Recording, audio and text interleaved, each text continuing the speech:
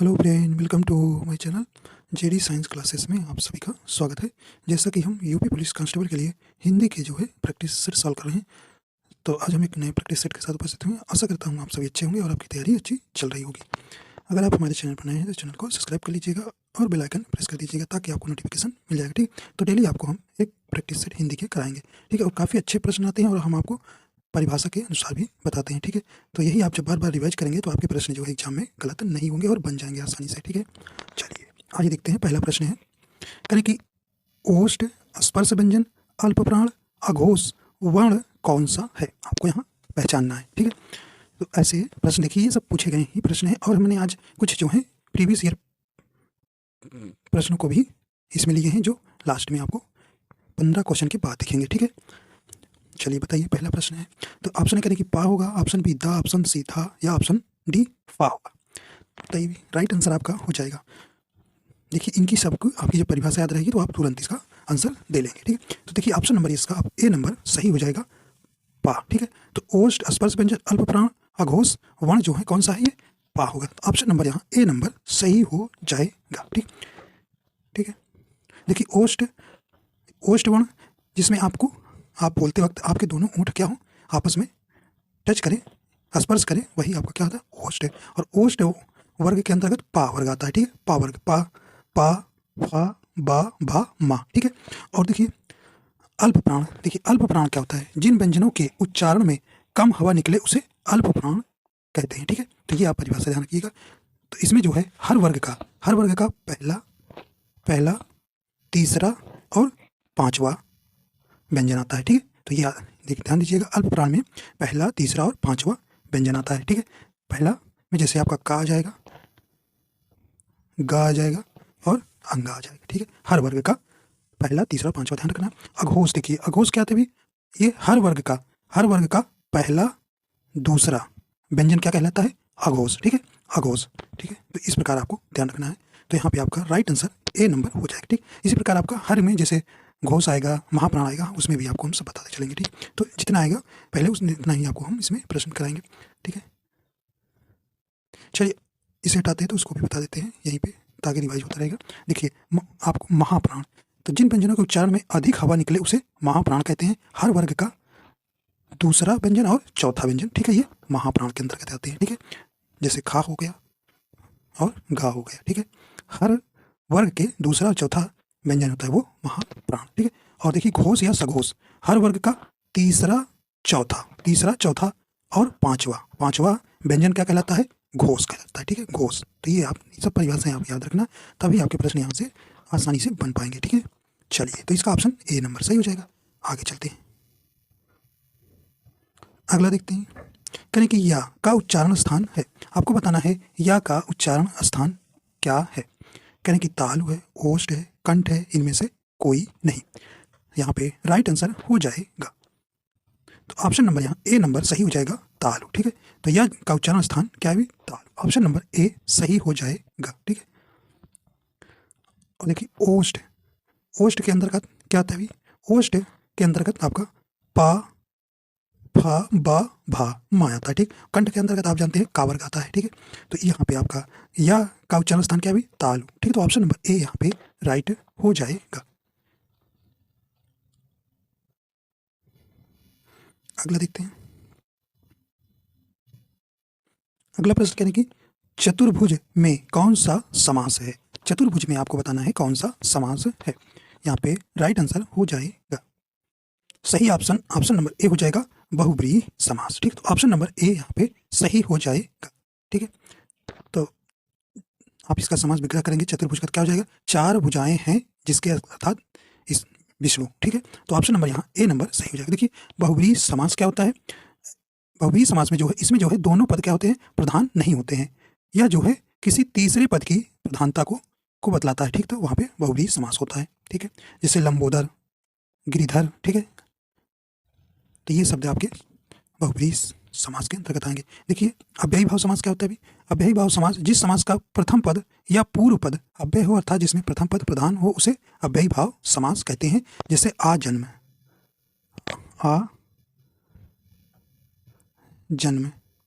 तो आ जो आप उपसर्ग से पता कर लेंगे।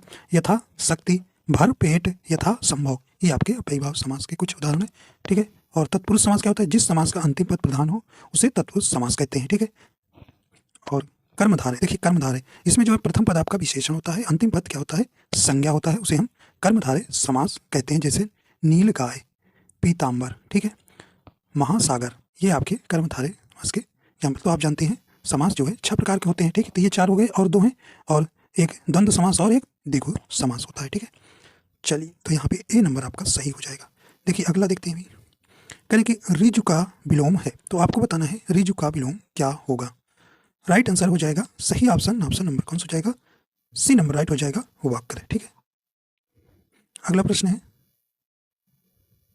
अगला प्रश्न आपसे पूछ रहे हैं अधोलिखित में एक पर्यायवाची युग्म सही नहीं है, तो आपको बताना है सही नहीं है।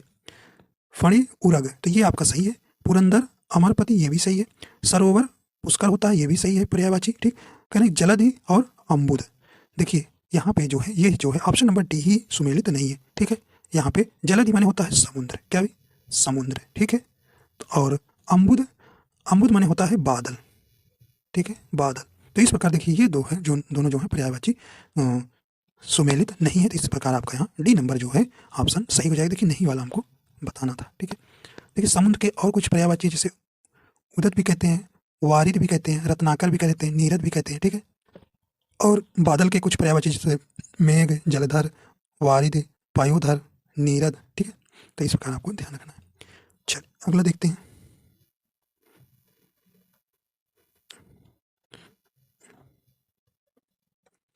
अगला प्रश्न कहने की रचना के आधार पर शब्द के कितने भेद होते हैं, तो आपको बताना है रचना के आधार पर शब्द के कितने भेद होते हैं। ए नंबर कहने की 2, ऑप्शन भी करें 3, 4 या 5। राइट आंसर आपका यहाँ हो जाएगा सही ऑप्शन कौन सा हो जाएगा? ऑप्शन नंबर यहाँ पे बी नंबर सही हो जाएगा 3। ठीक। तो रचना के आधार पर शब्द के कितने भेद होते हैं?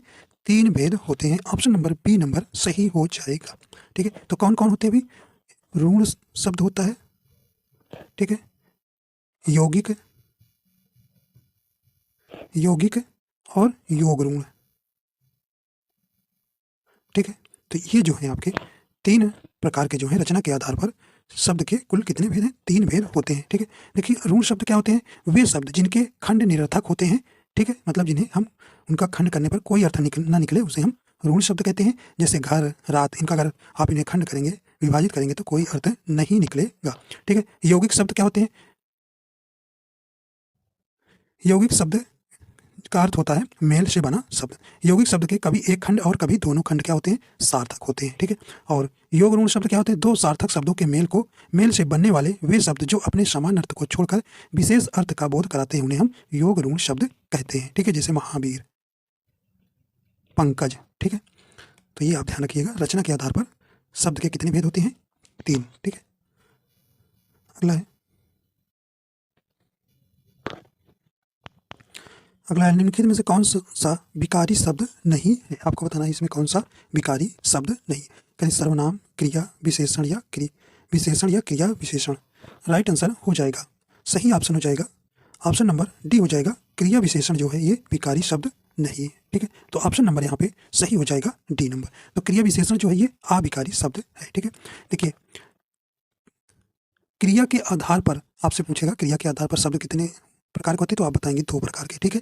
देखिए विकारी और अविकारी। ठीक है। विकारी और अविकारी। विकारी के भी 4 भेद होते हैं, याद रखिएगा 4 भेद होते हैं, जिसमें पहला होता है संज्ञा, सर्वनाम, विशेषण और क्रिया। ठीक है। और अविकारी में भी 4 भेद होते हैं, पहला है क्रिया विशेषण, दूसरा है संबंध बोधक, तीसरा है समुच्चय बोधक और चौथा है विस्मयादि बोधक। ठीक है। तो याद रखिएगा विकारी शब्द इनमें से कौन सा नहीं है? क्रिया विशेषण। ऑप्शन नंबर डी राइट हो जाएगा। ठीक है। तो आपको ध्यान रखना है कि रचना के आधार पर जो है क्रिया के आधार पर आपसे पूछेगा, क्रिया के आधार पर जो है आपके 2 शब्द होते हैं। ठीक है, विकारी और अविकारी। अगला है,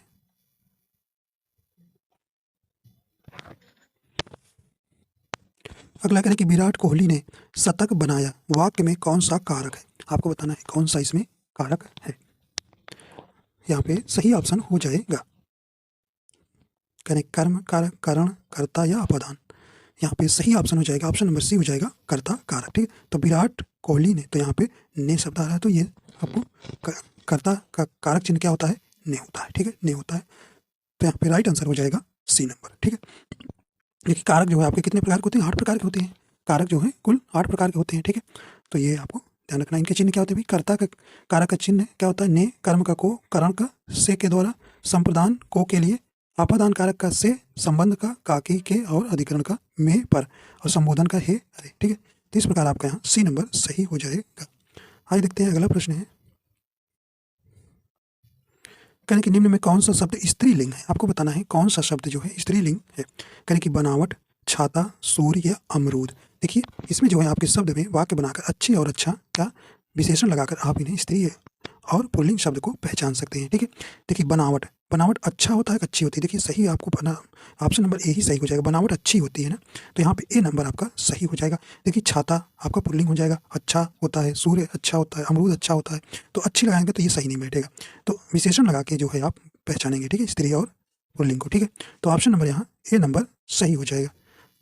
आइए देखते हैं अगला प्रश्न है, अगला प्रश्न कहने की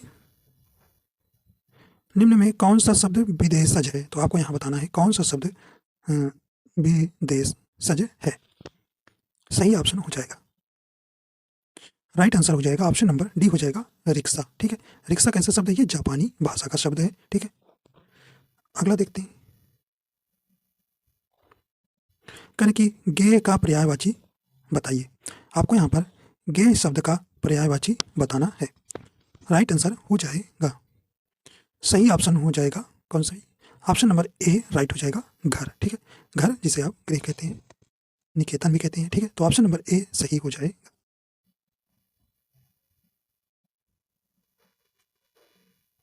अगला प्रश्न है, कह रहे हैं कि जिसमें संसार के प्रति मोह ना रहा हो उपयुक्त शब्द का चयन करें। यहाँ पे सही ऑप्शन हो जाएगा,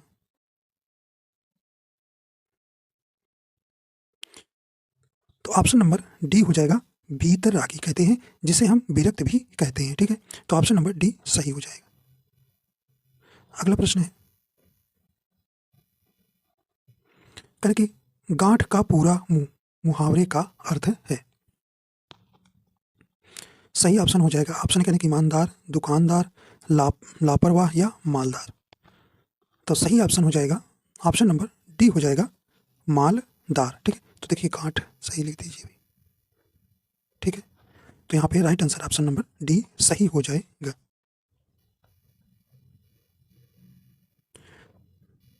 अगला प्रश्न है, करें कि जल, प्राण, पुत्र किस शब्द का अनेकार्थी है, आपको बताना है। सही ऑप्शन हो जाएगा, तो ऑप्शन नंबर बी हो जाएगा जीवन का अनेकार्थी है।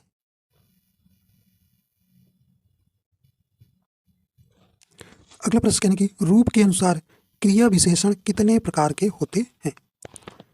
सही ऑप्शन हो जाएगा, सही ऑप्शन ऑप्शन नंबर सी हो जाएगा 3 प्रकार के। तो रूप के अनुसार क्रिया विशेषण 3 प्रकार के होते हैं।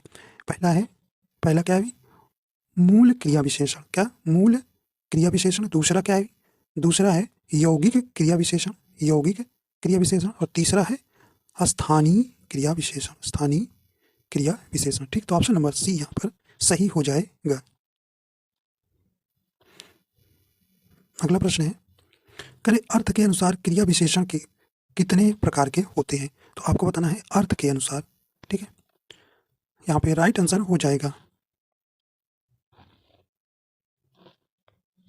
तो ऑप्शन नंबर सी हो जाएगा 4 प्रकार के। ठीक है, तो अर्थ के अनुसार क्रिया विशेषण के 4 भेद होते हैं, ऑप्शन नंबर सी सही हो जाएगा। कौन कौन, स्थानवाचक क्रिया विशेषण, कालवाचक क्रिया विशेषण, परिमाणवाचक क्रिया विशेषण और रीतिवाचक क्रिया विशेषण। ठीक है, तो यहाँ पे ऑप्शन नंबर सी सही हो जाएगा।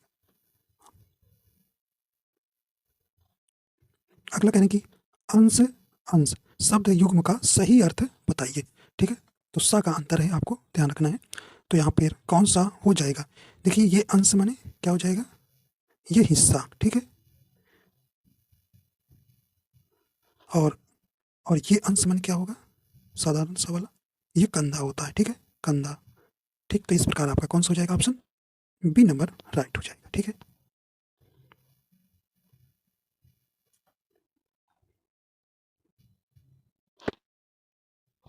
कहने की गोदान के लेखक कौन है। सही ऑप्शन हो जाएगा, कहने प्रेमचंद, महादेवी वर्मा, चतुर्सेन या जयशंकर प्रसाद। सही ऑप्शन नंबर ए हो जाएगा प्रेमचंद। ठीक है, तो ऑप्शन नंबर ए सही हो जाएगा। ठीक है, देखिए प्रेमचंद का आपको जन्म स्थान भी याद रखना है, ये भी प्रश्न पूछे गए हैं। तो प्रेमचंद का जन्म जो है 31 जुलाई 1880 में जो है लमही वाराणसी नामक स्थान पर हुआ था। ठीक है, और देखिए इनकी कुछ रचनाएं आपसे पूछी जाती हैं, जैसे सेवा सदन है, प्रेमाश्रम है, रंगभूमि है, निर्मला है, गबन है, कर्मभूमि, गोदान, ठीक है, कफन, पूस की रात, पंच परमेश्वर, बूढ़ी काकी। ठीक है, तो ये आपको ध्यान रखना है। अगला प्रश्न है, कहीं रचना के आधार पर वाक्य कितने प्रकार के होते हैं। तो आपको रचना के आधार पर, देखिए ये सब प्रश्न आपसे पूछे गए हैं। ठीक है, ध्यान दीजिएगा। तो रचना के आधार पर वाक्य जो है कितने प्रकार के होते हैं। सही ऑप्शन हो जाएगा ऑप्शन नंबर बी राइट हो जाएगा, 3 प्रकार के। ठीक है, कौन कौन से? सरल वाक्य पहला। सेकंड नंबर क्या है? संयुक्त वाक्य। और थर्ड नंबर क्या है? मिश्रित वाक्य। ठीक है, मिश्रित वाक्य। तो ये आपको ध्यान रखना है। देखिए सरल वाक्य क्या होते हैं? जिन वाक्य में केवल एक ही उद्देश्य और एक ही विधेय होता है उन्हें हम सरल वाक्य कहते हैं या साधारण वाक्य कहते हैं। जैसे महेश पढ़ता है, राम लिखता है। ठीक है, और संयुक्त वाक्य हैं जिन वाक्य में 2 या 2 से अधिक सरल वाक्य समुच्चय बोधक अवयवों जैसे और, तथा, एवं, परंतु आदि से जुड़े हों उन्हें हम संयुक्त वाक्य कहते हैं। ठीक है, और मिश्रित वाक्य क्या होता है भाई? जिन वाक्य में एक मुख्य या प्रधान वाक्य हो और अन्य आश्रित उपवाक्य हो उन्हें हम मिश्रित वाक्य कहते हैं। ठीक है, जैसे यदि परिश्रम करोगे तो उत्तीर्ण हो जाओगे। ठीक है, तो ये आपसे एग्जाम्पल दिया रहता है कि इसमें पूछता है कौन से इसमें वाक्य है, सरल है, संयुक्त है, तो ऐसे पूछा जाता है आपसे। चलिए देखते हैं अगला है, करें कि बुंदेली का क्षेत्र है। तो बुंदेली भाषा ये है, कहाँ पर बोली जाती है ये आपको बताना है, तो किस क्षेत्र में बोली जाती है। राइट आंसर हो जाएगा, तो ये सही ऑप्शन हो जाएगा, ऑप्शन नंबर बी हो जाएगा, या झांसी, जालौन और दतिया में जो है ये भाषा बोली जाती है। करें दिल्ली का प्रथम समाचार पत्र 1826 ईस्वी में कहाँ से प्रकाशित हुआ था। यहाँ पे सही ऑप्शन हो जाएगा, तो राइट आंसर हो जाएगा ऑप्शन नंबर सी हो जाएगा, कोलकाता से। ठीक है, ऑप्शन नंबर सी सही हो जाएगा। ठीक है, तो 30 मई 1826 ईस्वी में जो है प्रकाशित हुआ था, तो ऑप्शन नंबर यहाँ पे सी नंबर सही हो जाएगा। देखिए पहला समाचार पत्र क्या था? उदंत मार दंड। ठीक है, और इसका जो है संपादन किसने किया था? पंडित जुगल किशोर ने किया था। ठीक है, तो उदंत मार, ठीक है। अगला है, करेक्ट, हिंदी को भारत की राजभाषा कब बनाया गया था। तो ये कब बनाया गया था? राइट आंसर हो जाएगा, सही ऑप्शन नंबर सी हो जाएगा, 14 सितंबर 1949 को जो है हिंदी को भारत की राजभाषा बनाया गया था। ठीक है, इसलिए हर साल जो है हिंदी दिवस, राष्ट्रीय हिंदी दिवस 14 तारीख को मनाया जाता है, 14 सितंबर को। अगर आपसे विश्व हिंदी दिवस पूछे तो 10 जनवरी बताएंगे। ठीक है, 10 जनवरी। अगला देखते हैं, कहने की प्रतिध्वनि में कौन सा उपसर्ग है। ठीक है, तो उपसर्ग क्या होता है? उपसर्ग किसी मूल शब्द के पहले लगता है। ठीक है, और प्रत्यय जो है किसी मूल शब्द के बाद में लगता है। तो ये परिभाषा भी पिछले वर्ष जो है पूछी गई थी, उपसर्ग से और प्रत्यय से। चलिए, तो यहाँ पे देखिए प्रति जो है आपका उपसर्ग हो गया और ध्वनि जो है आपको मूल शब्द हो गया। तो यहाँ पे राइट आंसर हो जाएगा ए नंबर, प्रति उपसर्ग। ठीक है, करें कि अधिसूचना प्रकाशित होती है। तो अधिसूचना किसमें प्रकाशित होती है? जिसे आप इंग्लिश में कहते हैं नोटिफिकेशन। तो ये किसमें होती है? सही ऑप्शन नंबर ए हो जाएगा, सरकारी गजट में। अगला प्रश्न करें कि श्री रामचरितमानस की रचना किस कवि ने की? किसने किया था? राइट आंसर हो जाएगा, तो यहाँ पे ऑप्शन नंबर सी हो जाएगा, तुलसीदास ने किया था। ठीक है, तो ये आपसे पूछा जाता है कि रामचरितमानस किस भाषा में लिखा है। तो ये अवधी भाषा में। ठीक है, अवधी भाषा याद रखिएगा, अवधी भाषा में लिखा है। ठीक है, और ये जो है भक्ति काल के कवि थे। ठीक है, तुलसीदास। और इनकी कुछ रचनाएं आपसे पूछी जाती है, जैसे कवितावली, दोहावली, कृष्ण, गीतावली, गीतावली, विनय पत्रिका, बरवय, बरवय रामायण। ठीक है, तो ये इनकी कुछ रचनाएं हैं, आपको ध्यान रखना है। अगला है, कहना इनमें से कौन सा ऊष्म व्यंजन है, आपसे यहाँ पूछा जाता है ऊष्म। तो ऊष्म व्यंजन कितने हैं? 4 हैं। ठीक है, 4 हैं। कौन कौन से भी? तो पहले आप इसका आंसर बताइए तो बताते हैं। ठीक है, सही ऑप्शन हो जाएगा, ऑप्शन नंबर सी हो जाएगा स। ठीक है, तो ऑप्शन नंबर सी सही हो जाएगा।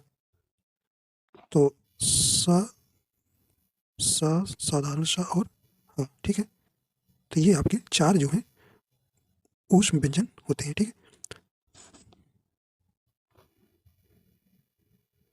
अगला प्रश्न पूछ रहे हैं आपसे, नीचे दिए शब्द का सही बहुवचन रूप वाला विकल्प पहचानिए। यहाँ पे राइट आंसर हो जाएगा, देखिए तलवार, तलवार का आपको बताना है बहुवचन। ठीक है, 1 मिनट, एक अभी ऑप्शन नहीं दिख रहा है, चलिए आप दिखेगा।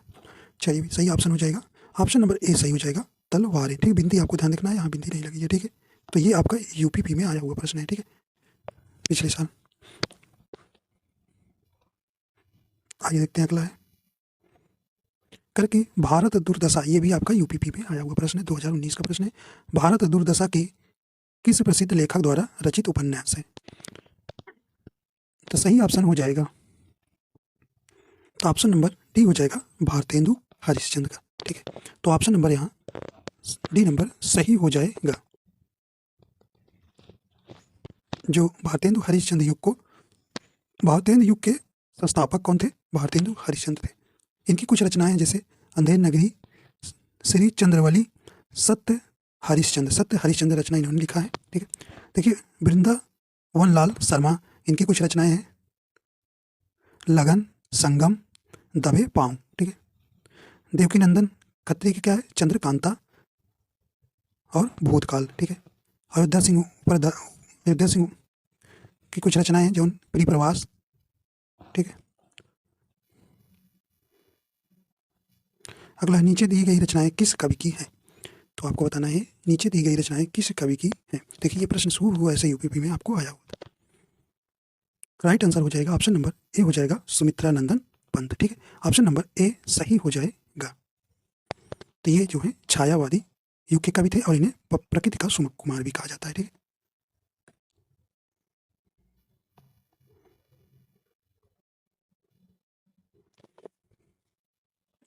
फिर छंद में प्रयुक्त अक्षर को क्या कहा जाता है?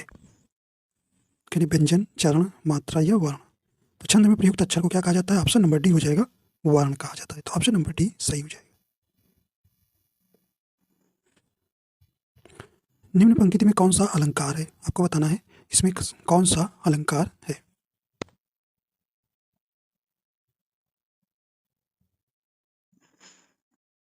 कि काली घटा का घमंड घटा। देखिए आपको दो बाधा, ये यहाँ पे गलती हो गई है, ये सुधार लीजिए, ये घटा है। ठीक है, तो काली घटा का घमंड घटा, तो राइट आंसर हो जाएगा। तो यहाँ पे देखिए घटा घटा 2 शब्द आया है, लेकिन इनका अर्थ अलग अलग। पहले घटा का अर्थ है काले बादल और दूसरे घटा का अर्थ है क्या? कम होना। ठीक है, तो जहाँ पर आप जानते हैं कि एक ही शब्द एक से अधिक बार आए और उनका अर्थ अलग अलग हो, तो वहाँ कौन सा अलंकार होता है? यहाँ पे यमक अलंकार होता है। ऑप्शन नंबर कौन सा हो जाएगा? ए नंबर यहाँ पे सही हो जाएगा। ठीक है, देखिए अतिशयोक्ति अलंकार क्या है? जहाँ बहुत लोग सीमा से बढ़ा चढ़ाकर बात की जाए, वहाँ कौन सा होता है? अतिशयोक्ति अलंकार होता है। ठीक है, उत्प्रेक्षा अलंकार क्या होता है? जहाँ उपमेय में उपमान की संभावना की जाती है, वहाँ उत्प्रेक्षा अलंकार होता है। ठीक है, और उपमा अलंकार क्या होता है? जहाँ 2 वस्तुओं के गुण, आकृति, स्वभाव आदि में समानता या तुलना दिखाई जाए, वहाँ उपमा अलंकार होता है। ठीक, जैसे हरिपद कोमल कमल से। अगला देखते हैं, कहें कि विरूपाक्ष का समानार्थी शब्द पहचानिए। तो सही ऑप्शन हो जाएगा, ऑप्शन नंबर ए नंबर सही हो जाएगा, विलक्षण नेत्रों वाला। ठीक है, अगला है, कहें किसी के द्वारा कहे गए वचन को ज्यों का त्यों लिखने के लिए किस चिन्ह का प्रयोग किया जाता है? किस चिन्ह का प्रयोग किया जाता है? राइट आंसर हो जाएगा ऑप्शन नंबर बी हो जाएगा, उद्धरण चिन्ह का प्रयोग किया जाता है। ठीक है, ये ठीक है, उद्धरण चिन्ह। तो ये ऑप्शन नंबर यहाँ पर बी नंबर सही हो जाएगा। ठीक है, देखिए योजक चिन्ह क्या कहता है? दो शब्दों को जोड़ने का काम करता है, जैसे राम श्याम, ठीक है, तो ये योजक चिन्ह है, ठीक है। और अल्प विराम क्या होता है? अल्प विराम या जो है पूर्ण विराम के अपेक्षा कुछ थोड़े समय के लिए विराम के लिए प्रयोग किया जाता है, ठीक है। अल्प विराम का प्रयोग चिन्ह क्या है? ये, ठीक है। जैसे आप लिखते हैं ना सेब, फिर अल्प विराम लगाते हैं, अनार, पपीते, अल्प विराम, ठीक है। और अर्ध विराम क्या होता है? जहाँ पर वाक्य में अल्प विराम से ज़्यादा तथा पूर्ण विराम से कम समय लगे वहाँ पर अर्ध विराम करते हैं, ठीक। तो अर्ध विराम का सिंबल क्या है? ये है, ठीक है। तो ये आपको ध्यान रखना।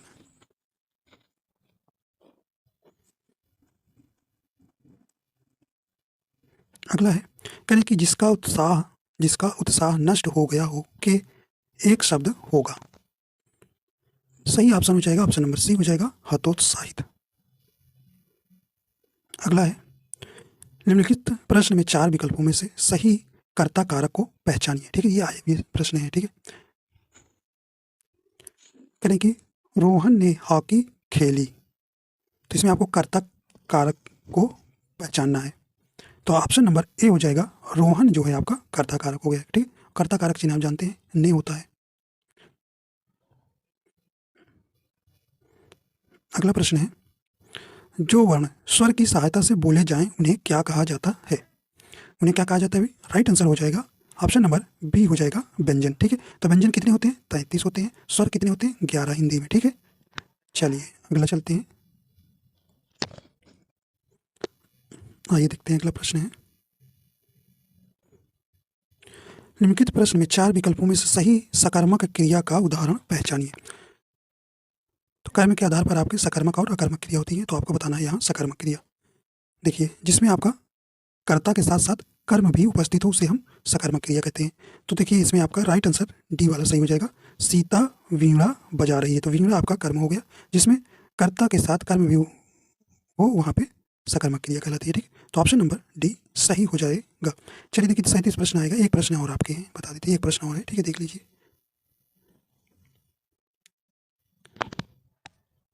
कह रहे हैं कि जहाँ छंद में सभी चरण समान होते हैं उसे क्या कहा जाता है?